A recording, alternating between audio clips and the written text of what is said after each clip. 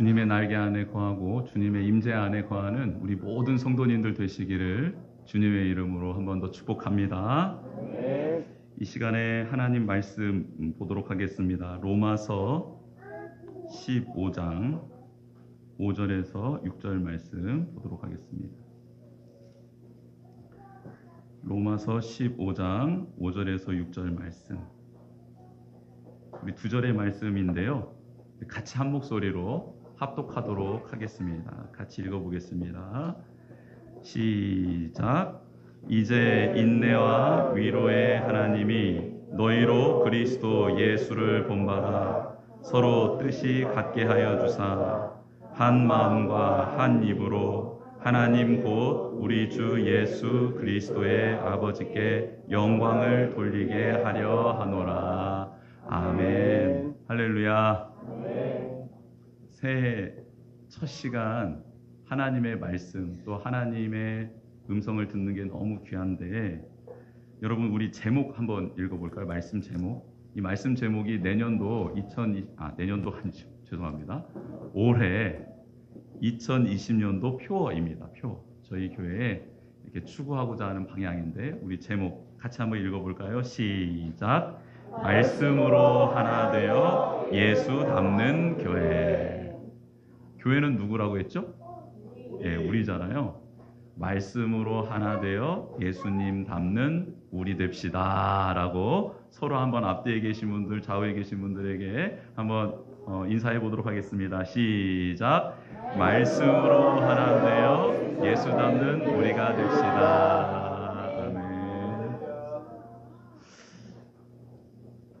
오늘 본문이 나와 있는 이 말씀의 단락의 첫 절이 1절인데요. 15장 1절의 말씀은 이렇게 시작합니다. 믿음이 강한 우리는 마땅히 믿음이 약한 자의 약점을 담당하고 자기를 기쁘게 하지 아니할 것이라 라고 말씀하고 있습니다. 여러분 어느 공동체이든지 약자가 있고 강자가 있습니다. 그리고 힘의 논리가 지배합니다. 그래서 우리는 자연스럽게 약자가 되기보다는 강자가 되고 싶어 합니다. 약자를 보호하기보다는 약자 위에 군림하기를 원합니다. 여러분 남자들이 이렇게 밖에서 만나면 제일 먼저 묻는 게 나이입니다. 혹시 몇 살이신가요? 얼마나 드셨나요? 몇 년생인가요? 이렇게 물어보고요. 바로 서열 정리에 들어갑니다. 그리고 아래면 말을 놓고 동생이라 부르고 한 살이라도 많으면 형님이라 대우를 합니다. 그러면서 손 윗사람과 손 아랫사람이 갈리게 되죠. 그래서 손 윗사람은 그 이후로 편한 삶이 보장이 되고 손 아랫사람은 고난의 삶이 시작됩니다. 제가 아는 어떤 동기 목사님이 그 교회는 담임 목사님께서 축구를 너무 좋아하시는 거예요. 그래서 그분이 저한테 농담 삼아 우리 교회는 성경책을 놓고 가면 용서받는데 축구화를 놓고 가면 죽는다고 그러시더라고요. 근데 그렇게 축구를 좋아하고 주님을 닮겠다 하는 종들이 모여있는 그 축구 경기장에서 어떤 일이 일어날까요? 담임 목사님이 물 뜨고 왔다 갔다 하고 뭐 이렇게 정비를 할까요? 아니면은 그 말단 전도사님들이 움직일까요? 그리고 담임 목사님이 공을 잡으면 수비수의 발걸음들은 빨라질까요? 늘어질까요? 혹은 홍해처럼 갈라질까요? 세상이든 교회든 약자를 보호하고 배려하기보다는 힘의 논리에 따라 자리가 정해지고 약자는 강자의 눈치를 보게 되는 것 같습니다. 여러분 혹 저의 눈치를 보시나요? 안 보시나요? 저희 교인들은 한 명도 안 보시는 것 같아서 너무너무 행복합니다. 저희는 하나님 눈치를 봤으면 좋겠습니다. 여러분 그리스도인이 예수님을 영접하고 난 다음 너무 기쁘고 감격해서 자기 길을 막 걸어가는데요. 그래서는 안 됩니다. 그건 믿음이 아닙니다. 예수님을 영접하고 예수님을 모셔드리고 난 다음에 믿음이란 무엇이냐면 그 기쁨과 감격으로 예수 그리스도를 바라보는 것입니다. 그래서 예수님의 눈을 보면서 예수님이 어디를 바라보고 있는지를 바라보는 게 믿음이고 예수님의 손이 어디를 가리키고 있는지 그 손끝을 보는 게 믿음입니다. 예수님의 마음은 지금 어떤 마음일까? 그 마음을 헤아리려고 노력하는 게 믿음이고요. 그리고 그 마음이 내 마음이 되는 것이 믿음입니다. 예수님이 나를 구원해 주셨다라고 즐거워하고 감격하는 것, 그거 너무 행복한 일이에요. 그런데 거기에서 머무르면 그것은 믿음이 아닙니다. 예수님을 영접한 우리, 예수님을 믿은 우리는 지금 어디를 바라보고 있습니까? 지금 십자가에 달리신 예수 그리스도, 부활하신 예수 그리스도, 그분의 손끝을 향하고 있습니까? 발끝을 향하고 있습니까? 그분의 마음이 어떤 마음인지 그 마음을 헤아리기 위해서 부단히 노력하고 엎드리고 그분의 뜻이 무엇인지 말씀을 보며 상고하며 이 세상을 바라보고 내 삶을 바라보고 우리 교회를 바라보고 계시나요? 하나님은 지금 로마서 15장을 통해 교회 공동체는 달라야 된다라고 말씀하고 있습니다. 믿음이 강한 자, 믿음이 강하다는 건 무엇일까요? 하나님과의 관계가 하나님의 마음을 더 잘 아는 자들을 말합니다. 그런 자들이 봤을 때 믿음이 연약한 자, 즉 하나님의 마음에는 관심이 없고 자기의 앞길만 바라보며 기복주의적으로 살아가고 있는 사람들의 약점은 너무 눈에 쉽게 드러나고 띄게 되어 있습니다. 그래서 믿음이 강한 자는 믿음의 약한 자를 정죄하기 시작하지요. 그리고 판단하게 됩니다. 모든 행동 거지가 눈에 거슬리게 된다는 것입니다. 그때 마귀가 그 틈을 타고 들어옵니다. 그래서 그 틈을 타고 들어온 마귀는 그 서로에게 미움과 다툼을 집어넣습니다. 그래서 말이 달라지고요. 눈빛이 달라집니다. 제가 요 며칠 우리 성도님들께 내년도 사역에 관련돼서 부탁을 이렇게 드리고 했는데 부탁드린 성도님들이 제 눈을 피해 다니더라고요. 만났는데 애정 같지 않아요. 약간 냉기류가 흘러. 뭔가 이상한 기류가 흘러요. 그 안에 이제 결단하기 위한 갈등이 시작되었고 그리고 하나님의 부르심 앞에 어떻게 해야 될지 기도가 시작되었기 때문에 그 안에 마음이 평안하지 않는 겁니다. 예, 그게 다 느껴지는 거예요. 그런데 교회에서 옳고 그름의 문제를 다루는 것은 교리 문제와 신앙 공동체의 악을 행하고 있는 사람들에 대한 사항이라는 것입니다. 이단 사상을 가지고 이단 신학을 가지고 들어와서 공동체를 흐트러뜨리고 잘못된 가르침을 퍼뜨리는 자는 헌법에 따라 치리를 받는 게 맞습니다. 신앙 공동체를 무너뜨리고 악을 행하며 혼란스럽게 하고 있는 사람들도 권면하고 치리하는 것이 맞습니다. 그런데 그 외의 모든 사항들은 오늘 로마서 15장 1절 말씀처럼 약한 자의 약점은 우리가 보듬고 그것을 감당해야 된다는 것입니다. 그렇게 하며 서로를 돕고 서로가 하나님 앞에 온전히 설 수 있도록 돕는 공동체가 되어야 한다라고 말하고 있는 것입니다. 왜 그렇게 해야 되느냐? 라고 성경은 그 이유에 대해서 3절, 4절에 말하고 있는데 그 이유는 예수님께서 그렇게 하셨기 때문입니다. 예수님은 흠이 없으신 분이시죠. 티가 없으신 분이십니다. 하나님이십니다. 태초에 계셨던 말씀이었고 그 말씀이 육신이 되어 우리 가운데 오신 분이십니다. 죄가 없으신 분이시지요. 완전하신 분입니다. 그런데 그분이 죄악 덩어리인 땅에 우리 가운데에 오셨다라는 것입니다. 오셔서 한쪽 면에 서서 한쪽 지역에 있어서 고귀하게 그렇게 지나시지 않았습니다. 죄인들 사이로 들어오셨습니다. 연약한 자, 죄악된 자, 두려움과 공포에 휩싸여서 사탄의 종의 굴레를 쓰고 살아가고 있었던, 종노릇하고 있었던 우리 사이로 들어오셨다라는 것입니다. 그리고 무엇을 하셨습니까? 예수 그리스도께서는 우리의 약점을 담당해 주셨습니다. 싸매어 주셨습니다. 보듬어 주셨습니다. 그리고 위로해 주셨고 격려해 주셨고 회복시켜 주셨습니다. 잃어버렸던 소망과 희망 그리고 웃음을 되찾아 주셨습니다. 가정을 회복시켜 주셨고 공동체를 회복시켜 주셨고 그가 마땅히 사람으로서 행할 수 있는 일들을 회복시켜 주셨습니다. 더 놀라운 것은 성전에 들어가 예배할 수 있는 특권을 다시 회복시켜 주신 분이 예수 그리스도이십니다. 우리는 그 예수님을 만나 지금 예배를 드리고 있는 것입니다. 그 은혜 안에 살고 있는 것입니다. 우리의 부주의로 인해서 당했던 환난과 시련도 예수님은 기꺼이 우리를 찾아오셔서 위로해 주시고 우리와 마음을 같이 해 주셨으며 그것을 이겨낼 수 있도록 도와주신 분이 바로 예수 그리스도이십니다. 진실한 사랑이 사라져가고 있는 이 시대 가운데 예수님은 우리에게 참된 사랑을 가르쳐 주셨습니다. 그 사랑이 능력이었고 그 사랑이 기적이었습니다. 여러분, 우리가 매월 월세로 돕고 있는 그 탈북민 자매를 어제 만났습니다. 아니, 그제군요. 그제 만났습니다. 이런저런 이야기를 하던 중에 제가 이렇게 물었습니다. 자매님, 이제 하루밖에 남지 않은 2019년 어떤 해로 기억되시나요? 이렇게 물어봤습니다. 그랬더니 그 자매님께서 이렇게 대답하셨습니다. 제게는 너무 힘든 한 해였습니다. 가장 친한 사람들 관계 속에서 오해로 인해 마음이 너무 힘들었고, 육신의 연약함으로 인해 더 많이 지쳤습니다. 경제 생활을 할 수 없어서 괴로웠고, 북한에 두고 온 아들 생각에 참 괴롭고 힘들었습니다.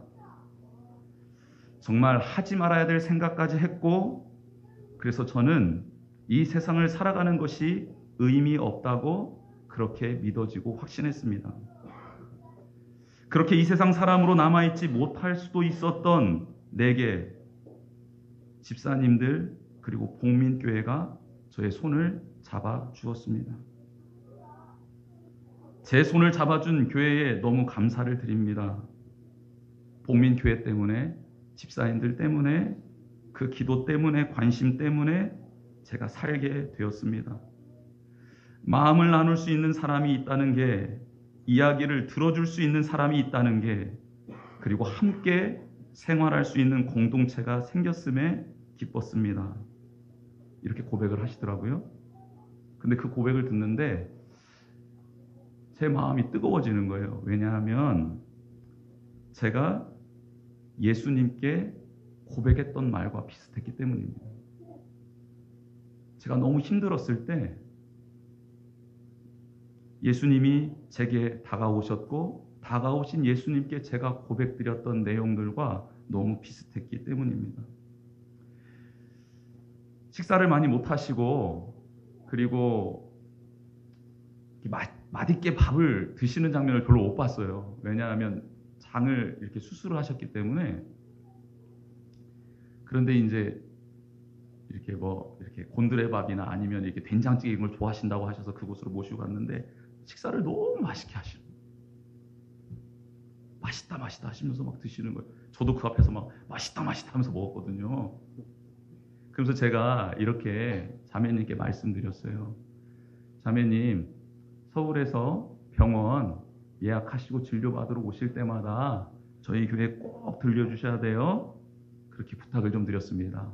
그랬더니 이렇게 말씀하시는 거예요. 당연하죠. 활짝 웃으시면서. 당연하죠.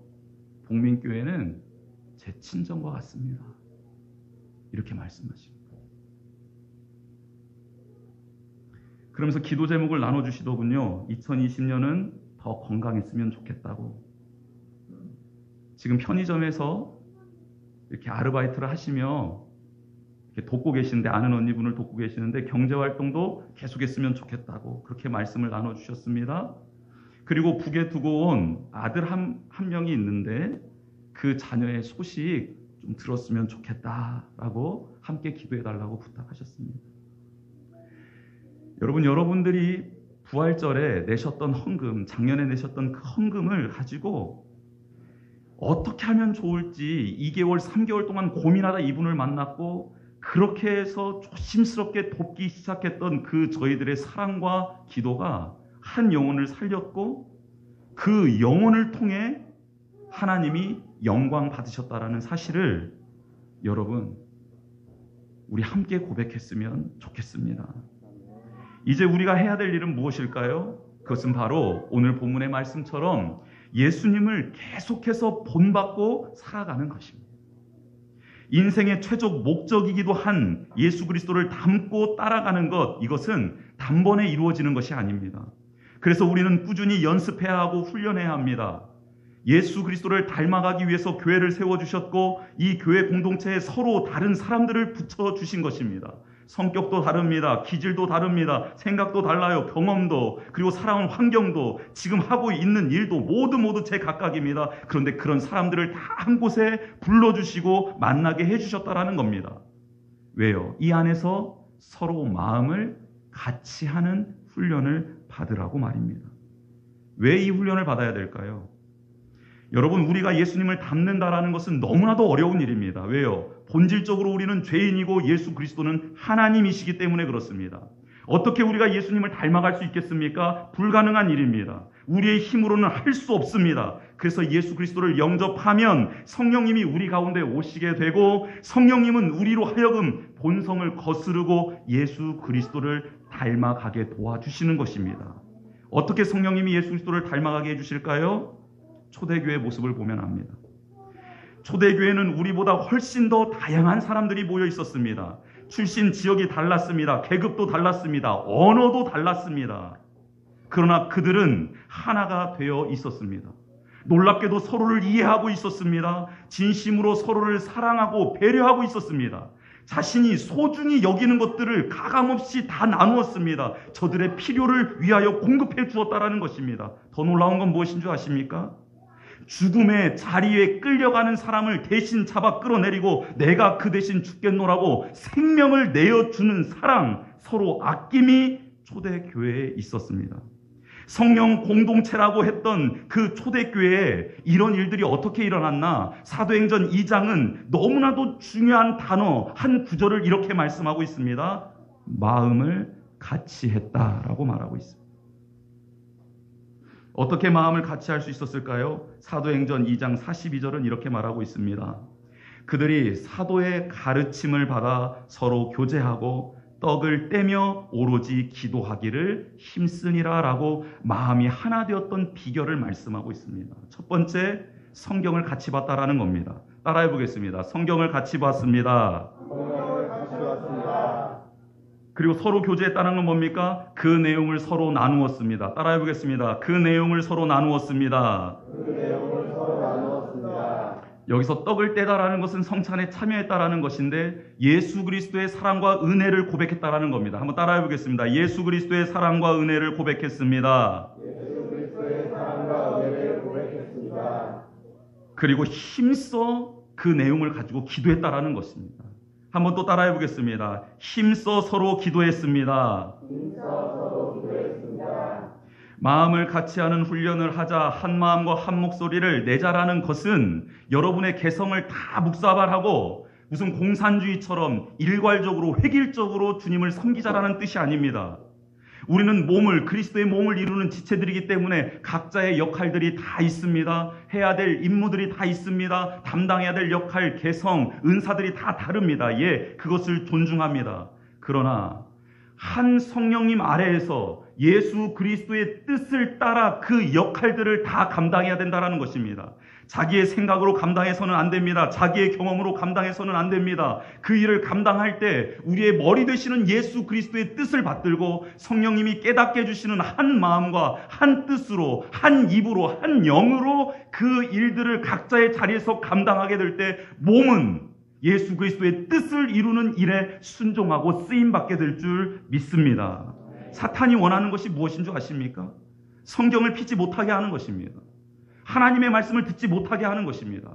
여러분, 놀랍게도 예수 그리스도를 믿지 못하게 하는 나라에서는 성경을 금서로 정해놓습니다. 성경을 가지고 들어가다가 걸리면 죽임을 당합니다. 모든 성경을 불태워버립니다. 왜 그럴까요? 한낱 종이에 불과한데요. 한낱 글씨에 불과한데요. 왜 성경을 태워 없애는 것일까요? 여러분, 그들은 알고 있는 겁니다. 이 성경에 능력이 있다는 것을. 근데 그리스도인들은 이 성경을 대할 때 너무 다른 자세로 대하고 있는 것 같아요. 예수 그리스도를 멸시하고 예수 그리스도를 핍박하는 나라에서는 성경이 얼마나 거룩한 책인지 이 안에 생명이 있고 능력이 있음을 고백하고 있는데 예수 그리스도를 믿고 따르는 사람들은 성경이 얼마나 중요한 것인지를 간과하고 있다는 것입니다. 여러분, 마음을 다하여 뜻을 다하여 성경을 펴고 같이 읽읍시다. 그리고 배웁시다. 그리고 함께 나눕시다. 그럴 때에 우리의 각자의 생각들이 예수 그리스도 안에서 하나가 되고 뜻이 하나가 되고 그로 말미암아 우리가 사역하고 있는 다양한 분야 가운데서 하나님의 뜻이 이루어지는 거룩한 공동체가 될 줄 믿습니다. 배운 내용, 읽은 내용 서로 나누지 않으면 의미가 없습니다. 은혜 나눔이 있어야 합니다. 그래서 흘러가야 합니다. 그리고 나눔 속에서 예수 그리스도의 십자가의 은혜와 사랑이 고백되어야 하고 그 가운데 함께 기도해야 합니다. 그 다음에는 귤 한 조각이라도 까서 서로 입에 넣어주는 식탁의 교제가 있어요. 사랑은 그저 사랑한다라고 해서 끝나서는 안 됩니다. 내년도부터 소그룹이 샘으로 바뀝니다. 샘. 영원한 생수이신 생명수이신 예수 그리스도로부터 나오는 그 은혜의 생명수가 흘러 넘쳐 나아가는 공동체가 되기를 원해서 소그룹 이름을 샘으로 바꿨습니다.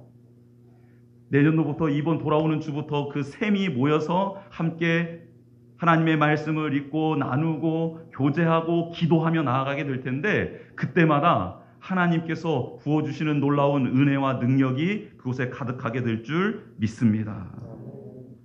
그리고 그 공동체 내에서는 꼭 반드시 귤 한쪽을 나누고 귤 한쪽에 한 10개 정도 들어가 있죠? 알이? 그것을 한 사람 한 사람한테 다 입에다 넣어주면서 사랑한다 고백해야 됩니다. 이게 있어야 됩니다. 어른들은 제가 이제 권사님부터 제가 한 가지 부탁을 드리겠습니다. 꼭 사탕을 매 주일마다 10개 이상씩은 가지고 다니셔야 돼요. 그래서 아기들을 만나면 이렇게 하나씩 주면서 사랑한다. 내가 너를 사랑하고 축복한다. 여러분 말로만 사랑한다 축복하다 하면요 애들도 압니다. 사탕은 안 좋아하니까 사탕 말고 뭐 몸에 좋은 것들 잘 어른들 의논하셔가지고 해가지고 하시면 좋겠습니다. 여러분 지난 토요일에 한 청년에게 연락이 왔습니다. 목사님 좀 만나기를 원합니다 라고 해서 토요일에 그럼 언제까지 오세요 라고 해가지고 우리 교회에 왔습니다. 2명의 청년이 왔어요. 한 명 청년은 내가 잘 모르는 청년이었고 한 명 청년은 제가 좀 아는 청년이어서 이 아는 청년이 이 모르는 청년이 저를 만나고 싶다고 해서 연결을 해서 같이 온 겁니다. 왔어요. 와서 이제 이런저런 이야기를 하는데 이 제가 잘 모르는 이 청년이 저를 만나고자 하는 이유가 있었다라는 거죠. 그래서 이유를 물었습니다. 어떻게 오게 되었습니까? 물었더니 이 청년이 신앙에 방황을 하고 있었다고 합니다. 그런데 교회를 등록하고 제가 섬기는 공동체에 수련회에 이 청년이 참여를 한 거예요. 수련회에 참여를 해서 이제 뒤숭생숭한데 그래도 수련회에 참여해가지고 뭐 어떻게 되겠지 하면서 이제 믿음이 없었던 청년이 와서 앉아 있었는데 제가 이런 설교를 했다고 해요. 기억도 안 납니다. 기억도 안 나는데 제가 이렇게 외쳤답니다. 핏대를 세워가면서 여러분 언제까지 그렇게 살 겁니까? 라고 제가 외쳤다는 거예요. 막 목청이 막 터져요. 여러분이라고 안 했겠죠? 너희들 언제까지 그렇게 살 거야? 라고 외쳤나 봐요. 그리고 제가 울었답니다. 울었대요 제가. 그래서 그 모습이 이 청이 너무 신기했대요. 그러면서 하나님의 음성으로 그걸 들어버린 겁니다. 언제까지 내가 이렇게 살 것인가? 그러면서 그 자리에서 이 친구가 하나님의 음성을 듣고 눈물을 흘리며 뒤집어진 거예요. 전폭적인 뒤집어지는 회개하는 역사가 일어났다고 합니다. 그리고 난 다음 정말 하나님의 뜻대로 살아야겠다라고 신앙생활을 하기 시작하고 봉사를 하기 시작하고 워십에 참여하기 시작하고 하면서 열심히 하나님을 섬기기 시작했다고 합니다. 그러면서 공동체에 참여하여 하나님의 말씀을 나누고 은혜를 증거하고 나누던 중에 이 친구가 생명의 길 복민교회가 세워졌다라는 것을 알게 된 거예요. 그런데 지금 어떤 기간이냐면 작년 기간이 공무원 시험을 준비하던 기간이었다고 합니다. 그런데 생명의 길 복민교회가 세워졌다라는 딱 이 소식을 듣고 난 다음에 하나님 만약에 제가 공무원에 합격하게 되면 합격해서 받는 첫 봉급을 하나님께 온전히 드리고 싶은데 생명의 길 복민교회에다 드리고 싶습니다라는 기도 제목을 노트에다 적었다라는 거예요. 그래놓고 이 기도 제목이 이루어지기를 원해서요. 온전히 주일은 주님의 사역을 감당하고 나머지 6일 동안 12시간씩 공부를 했대요. 최선을 다해서 공부를 했대요. 이 기도 제목 이루어지게 해달라고. 합격했을까요? 안 했을까요? 했으니까 찾아왔겠죠. 했습니다. 합격을 했어요. 합격을 해서 공무원이 돼가지고 이제 수습 과정을 하다가 이제 올해 1월 달에 발령을 받는데요. 근데 그 첫 봉급을 가지고 온 거예요. 가지고 왔어요.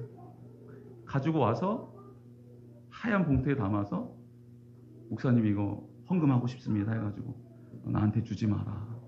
헌금함 저기 있으니 직접 기도하고 가서 내라. 그랬더니 가서 헌금 앞에 서서 기도를 간절히 하고 헌금을 이렇게 냈어요.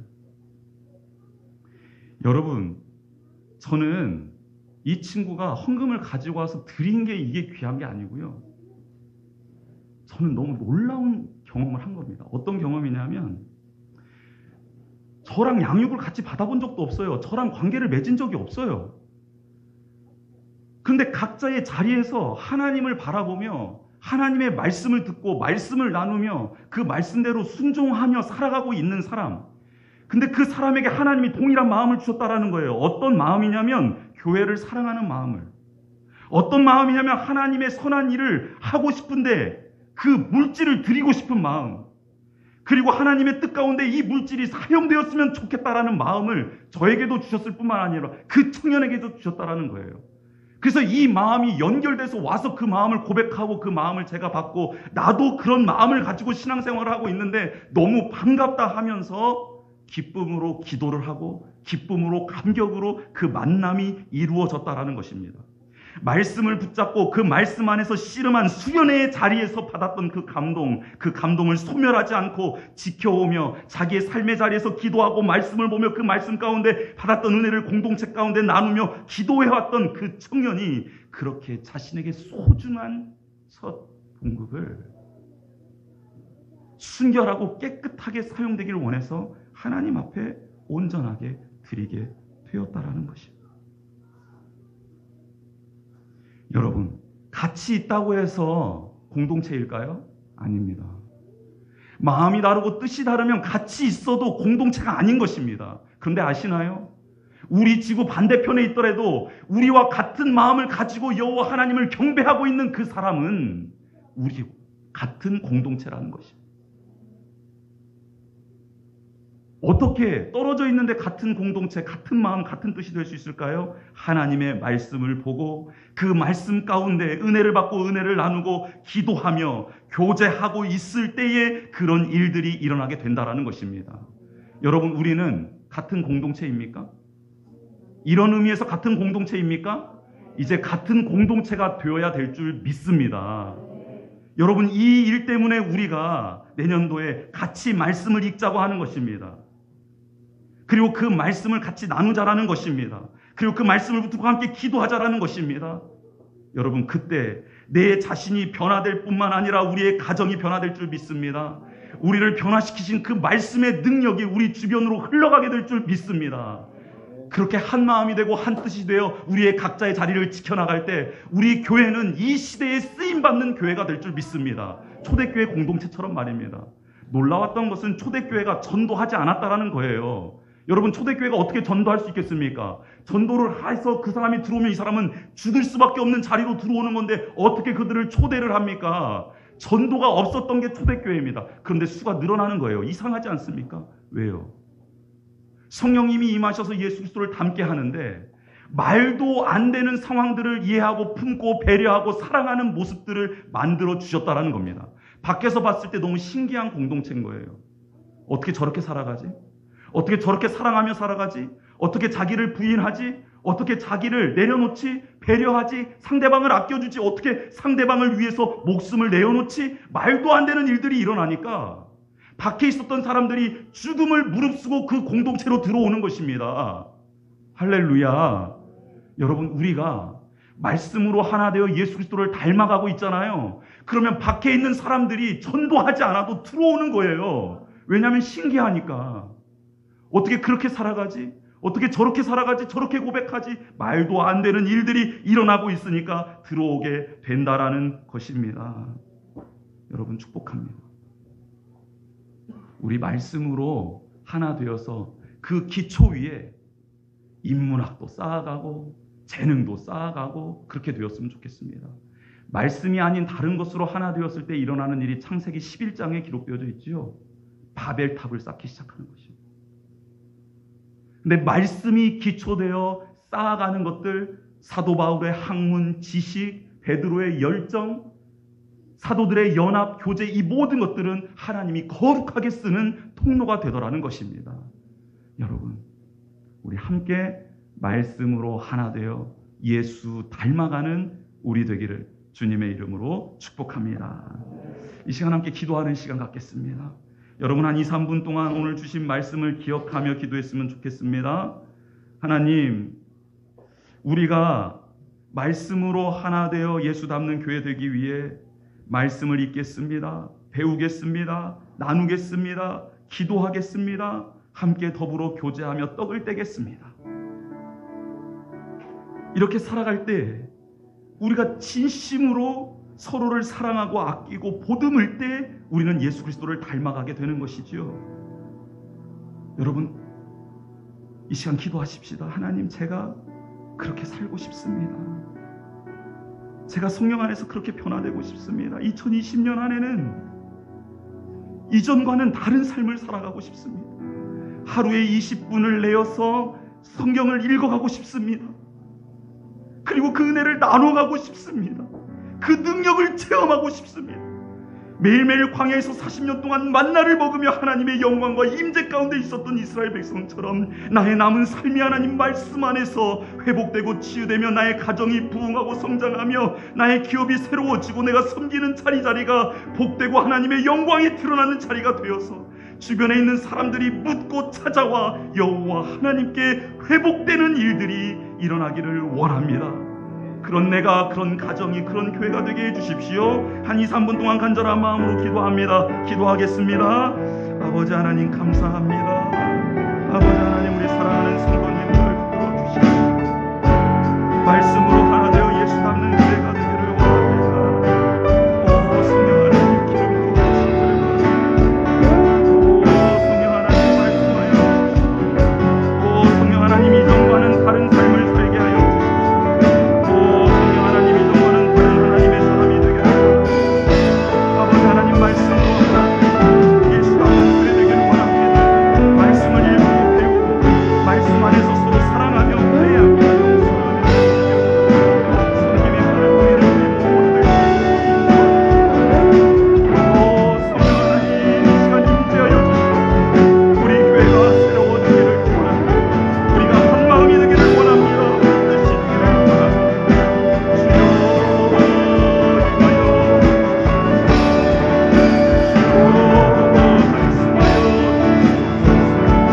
주님, 서로 하나 되게 하여 주시옵소서. 서로 하나 되어서 우리 하나님 영광하며 주여 은혜를 베풀어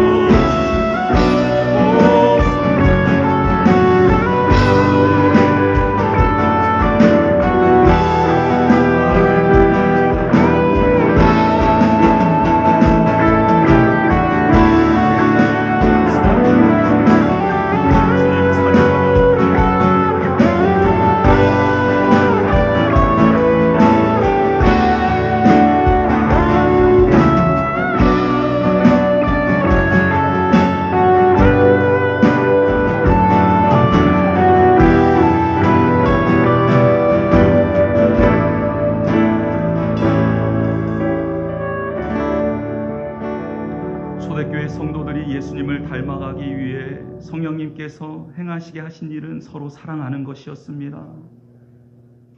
말씀을 배우고 말씀을 읽고 말씀을 나누면서 그들의 삶은 서로를 사랑하되 생명을 내어주는 사랑까지 발전하게 되었던 것입니다. 하나님, 우리가 초대교회 닮아가기를 원하고 예수님 닮아가기를 원하는데 하나님의 말씀을 읽는 것부터가, 배우는 것부터가, 은혜를 나누는 것부터가 시작임을 알게 하여 주시옵소서. 그 기초 위에 은사가 덧입혀지는 것이요 경험과 능력과 실력이 덧입혀지는 것임을 잊지 않게 하여 주시오사. 바벨탑을 쌓아가는 인생 되지 않게 하여 주시옵시고 쓰임받는 거룩한 주님의 몸된 지체들 다 되게 하여 주시옵소서. 하나님께서 2020년은 다른 해와는 다른 거룩한 은혜로 우리를 채워주실 줄 믿사오니 기대하며 나아가게 하여 주시고 소망하며 나아가게 하여 주시고 그렇게 사랑함으로 많은 사람들이 우리가 예수 그리스도의 제자임을 알게 하여 주시옵소서. 모든 영광 하나님께 올려드리오며 예수 그리스도의 이름으로 축복하며 기도드리옵나이다. 아멘.